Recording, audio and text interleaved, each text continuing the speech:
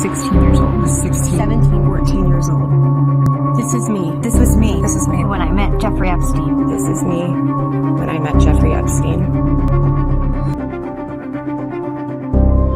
नमस्कार दोस्तों, जरा सोचिए, एक ऐसी जगह जो बाहर से बिल्कुल स्वर्ग जैसी दिखती हो, नीला समंदर, सफेद बीज, हरियाली, शांति, लेकिन उसी स्वर्ग के अंदर छुपा हो एक ऐसा अंधेरा जिसे जानने के बाद आपकी रूह तक कांप जाए। साल 1998, एक अमेरिकन आदमी चुपचाप करीब $8 बिलियन खर्च करके कैरिबियन में एक प्राइवेट आइलैंड खरीदता है। नक्शे में देखिए, यूनाइटेड स्टेट्स वर्जिन आइलैंड्स का हिस्सा, 75 एकड़ का टुकड़ा, नाम था लिटिल सेंट जेम्स।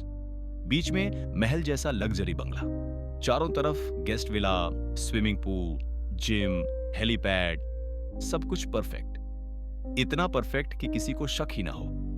लेकिन आसपास के लोग इस आइलैंड को किसी और नाम से जानते थे, पीडोफाइल आइलैंड। यहां 12 से 17 साल की नाबालिग लड़कियों को लाया जाता था, मसाज के बहाने, पैसों के लालच में, और एक बार आ जाने के बाद वापस जाने का कोई रास्ता नहीं। चारों तरफ समंदर। एक 15 साल की लड़की ने तैरकर भागने की कोशिश की थी, लेकिन पकड़ ली गई। उसका पासपोर्ट छीन लिया गया। सबसे डरावनी बात यह नहीं थी कि यहां क्या होता था, सबसे डरावनी बात यह थी कि यहां कौन कौन आता था। दुनिया के सबसे अमीर लोग, अरबपति, बिलियनियर्स, पॉलिटिशियंस, सेलिब्रिटीज, ब्रिटेन के prince Andrew, scientist Stephen Hawking और न जाने कितने बड़े नाम। इनके लिए यहां प्राइवेट पार्टियां होती थीं, और इस पूरे स्वर्ग का मालिक था सिर्फ एक आदमी, जेफरी एप्स्टीन। एप्स्टीन कभी ब्रुकलिन में बच्चों को मैथ्स पढ़ाता था, एक नॉर्मल स्कूल टीचर। लेकिन फिर अचानक ऐसा क्या हुआ कि वही आदमी अरबपतियों का फाइनेंशियल एडवाइजर बन गया।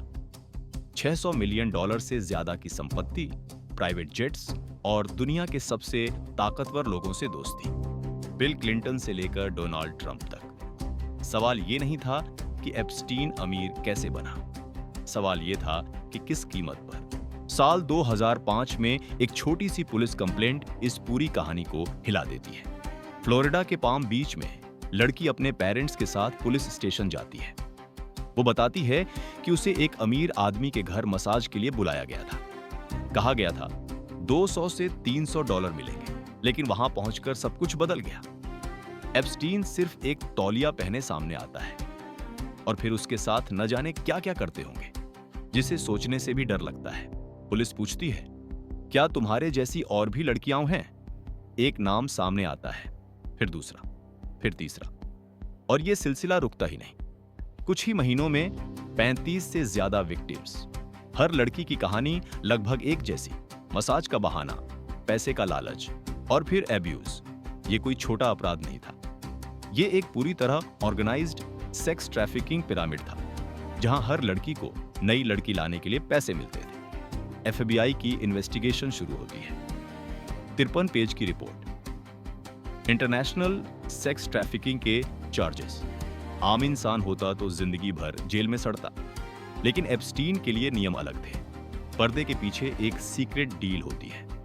मायामी के federal prosecutor Alexander Acosta Epstein के वकीलों के साथ। डील के मुताबिक एप्स्टीन सिर्फ 2 छोटे चार्जेस में खुद को गिल्टी मानता है, और बदले में उसे और उसके साथियों को बाकी सभी क्रिमिनल चार्जेस से इम्यूनिटी मिल जाती है। विक्टिम्स को इस डील के बारे में बताया तक नहीं गया। सजा सिर्फ 18 महीने, वो भी ऐसी जेल जहां वो दिन में अपने लग्जरी ऑफिस जा सकता था, और सजा पूरी होने से पहले ही रिहा। यही अकोस्टा बाद में डोनाल्ड ट्रंप की सरकार में सेक्रेटरी ऑफ लेबर बन जाता है। सालों तक एप्स्टीन आजाद घूमता रहा, पार्टियां, प्राइवेट जेट्स, आइलैंड। लगता था कहानी यहीं खत्म हो गई, लेकिन एक जर्नलिस्ट थी जो चुप नहीं बैठी, जूली के ब्राउन, मायामी हेरल्ड की इन्वेस्टिगेटिव रिपोर्टर। उसने सालों तक इस केस को खंगाला, और 2018 में एक के बाद एक रिपोर्ट्स पब्लिश की, जिनका नाम था परवर्जन ऑफ जस्टिस। देश में गुस्सा फूट पड़ा, दबाव बढ़ा। 2019 में एप्स्टीन को फिर से अरेस्ट किया गया, इस बार सीधे सेक्स ट्रैफिकिंग के चार्जेस। 45 साल तक की सजा संभव थी, लेकिन फिर आता है सबसे बड़ा ट्विस्ट, 10 अगस्त 2019 एप्स्टीन जेल में मरा हुआ पाया जाता है। ऑफिशियली बताया जाता है कि उसने बेडशीट से खुदकुशी कर ली, लेकिन सवाल बहुत थे।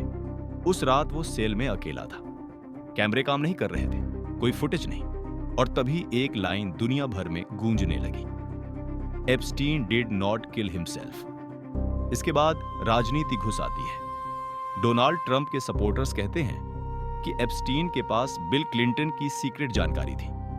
ट्रंप वादा करते हैं कि प्रेसिडेंट बनते ही एप्स्टीन फाइल्स पब्लिक करेंगे। 2025 में वो जीत जाते हैं। लोग इंतजार करते हैं, लेकिन फिर अचानक यू टर्न। जस्टिस डिपार्टमेंट कहता है कोई क्लाइंट लिस्ट है ही नहीं।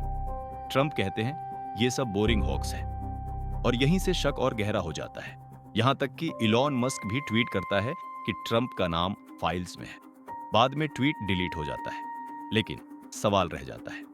कुछ फाइल्स रिलीज होती हैं, हजारों पेज, लेकिन ज्यादातर पर काला मार्कर, नाम गायब, डेट्स हटाई हुई।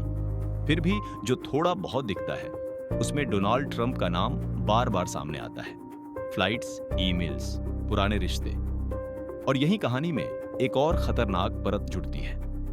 आज जो कुछ सोशल मीडिया पर वायरल है वो सब सच नहीं है। असली Epstein files, court records, FBI documents, flight logs, ये रियल है, ऑफिशियल है। लेकिन इनके साथ साथ इंटरनेट पर AI से बने फेक ऑडियो, फर्जी लेटर्स, एडिटेड फोटो और नकली डॉक्यूमेंट्स भी घूम रहे हैं। अमेरिकी जस्टिस डिपार्टमेंट खुद कह चुका है कि बहुत सारी चीजें अनट्रू और सेंसेशनल हैं। समस्या ये नहीं है कि सब झूठ है, समस्या ये है कि सच और झूठ को इतना मिक्स कर दिया गया है कि पहचानना मुश्किल हो गया है। और इसी शोर में असली गुनहगार अक्सर बच निकलते हैं। आज भी 10 लाख से ज्यादा डॉक्यूमेंट्स रिलीज होना बाकी है। सवाल वही है, और क्या छुपा है? किन किन ताकतवर लोगों के नाम अब तक काले मार्कर के पीछे हैं? एप्स्टीन मर चुका है, लेकिन सिस्टम अभी जिंदा है। और जब तक पावर, सीक्रेसी और टेक्नोलॉजी साथ रहेंगे, सच हमेशा खतरे में रहेगा। अगर आपको यह वीडियो पसंद आई तो लाइक जरूर करके जाना, और ऐसी ही रोमांचक वीडियो के लिए चैनल को सब्सक्राइब कर लें। धन्यवाद।